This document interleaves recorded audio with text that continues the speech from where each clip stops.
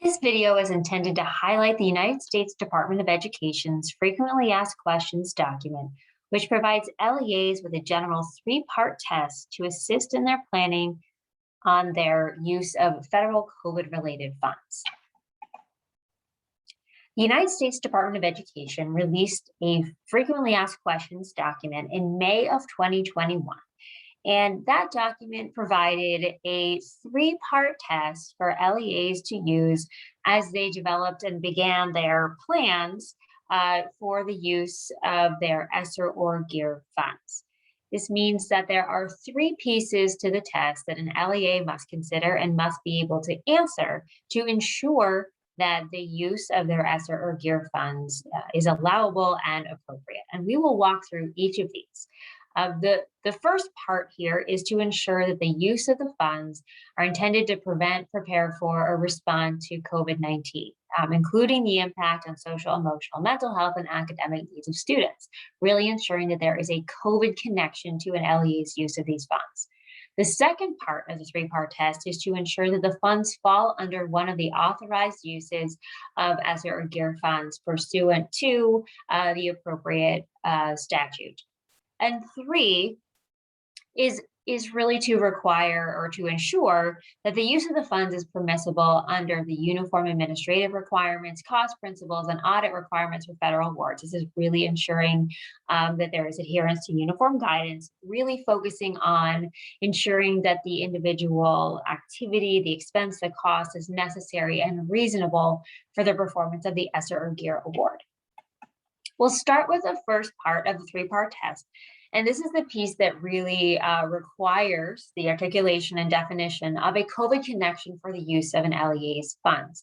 You really have to show or be able to identify how the use of funds is intended to prevent, prepare for, or respond to COVID-19, again, including COVID-19's impact on social, emotional, mental health, and academic needs of students. And USDE's documents provide some considerations that might help you walk through this within your LEA to ensure that as you're developing your plans, you are able to, again, define and articulate how your intended use is really connected to COVID and allowing you to respond to it, to prepare for it, or even to move beyond it. One of the considerations that the USDE document provides is sort of a question, and this sort of, again, will allow you to think through how to build that connection and ensure that, in fact, your use is connected to COVID. The question is, does the use allow your LEA to address the diverse needs arising from or exacerbated by the pandemic, or to emerge stronger from the pandemic? And what we have seen has been a real focus again on prevention, preparation, or response to COVID. But this document also includes the notion of use intended to emerge stronger from the pandemic. So that allows for an even broader lens as you think through and define the COVID connection in your LEA planning, as well as in your application. Another consideration to, again, help you define and build the COVID connection is, does the use that you are thinking through allow your LEA to continue to provide educational services as states, LEAs, and schools respond to and recover from the pandemic? This can look really broad. It could be, technology, it could be additional staff, but this is another way to sort of allow you to create that narrative and that connection.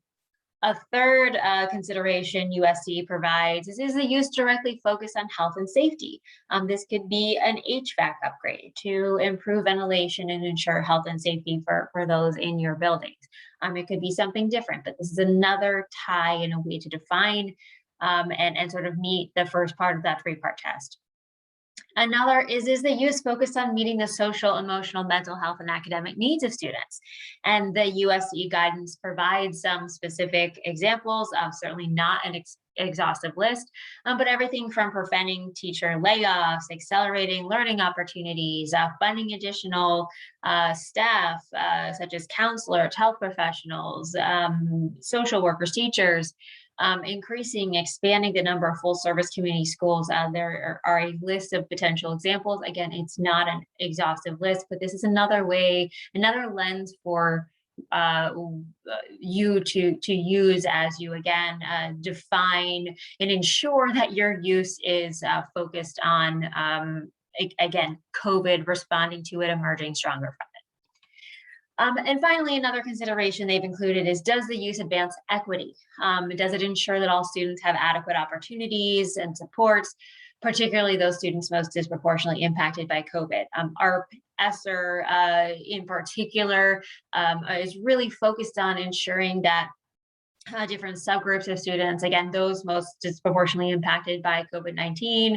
It might be special education students, it might be English language learners, it might be racial or ethnic minorities, it might be homeless students, really providing those individual supports and programs, opportunities to ensure that those populations of students are sort of appropriately provided with the opportunities, again, and the supports they need to move forward. Again, there is no sort of specific answer that is going to apply to every LEA as they define that COVID connection, but that piece has to be integral to ensure that your intended use is permissible. And again, it will be really specific to the needs and the circumstances of every individual LEA community. The second step, or the second part of that three-part test, is probably the easiest one. And this is, does the use of funds fall under one of the authorized uses of ESSER or GEER funds? And so this really requires just identifying and ensuring that you can look at the list of eligible uses under the ARP Act or under CRRSA, and make sure that, yes, I can say that I am using these funds for a new HVAC system. There is an eligible use that specifically points to that.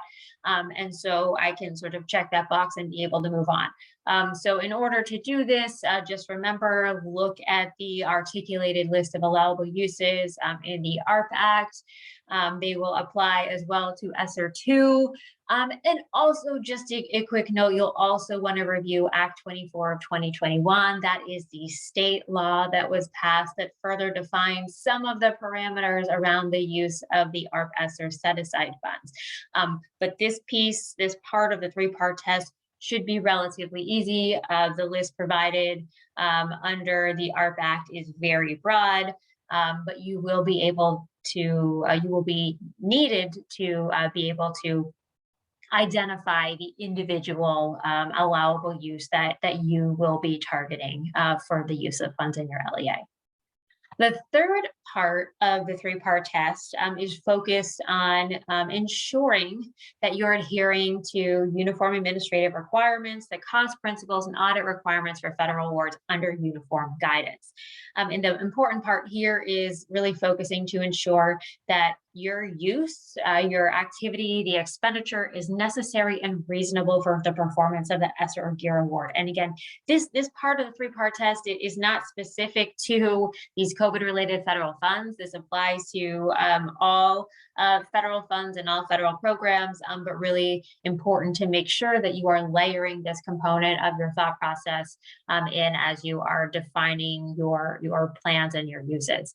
Just a couple of considerations here, just to ensure that you're able to meet this third part of the test. You just want to make sure that all activities you're charging to ESSER or GEER are reasonable and necessary to meet the overall purpose of the program. And again, the overall overall purpose is to ensure that you are preventing, preparing for, or responding to COVID-19. And again, this sort of goes back to the first part of that three-part test, but you really have to be able to draw a connection and ensure that your use is in fact reasonable and necessary when we're talking about that overall goal. The second piece here, and another way to think about this, is to ensure that all the expenses that are charged to ESSER or GEER, the amounts must be reasonable and necessary to effectively administer the program. You can't be spending 3 times what it actually costs for an intended use. It really has to be, again, appropriate to be able to comply with the requirements of uniform guidance and meet that reasonable and necessary test. So if you can do all three of those, meet all three parts of that test, then you are generally in a good place, and your intended or proposed uses of your ESSER or GEER funds should be allowable, and you can ensure that you are able to move forward knowing that your application will be approved, and again, that you are meeting the overarching goals and intended goals of these funds. For more information, please visit PDE's website, education.pa.gov/ARP-ESSER. We will continue to post additional information and guidance there as we move forward. Thank you.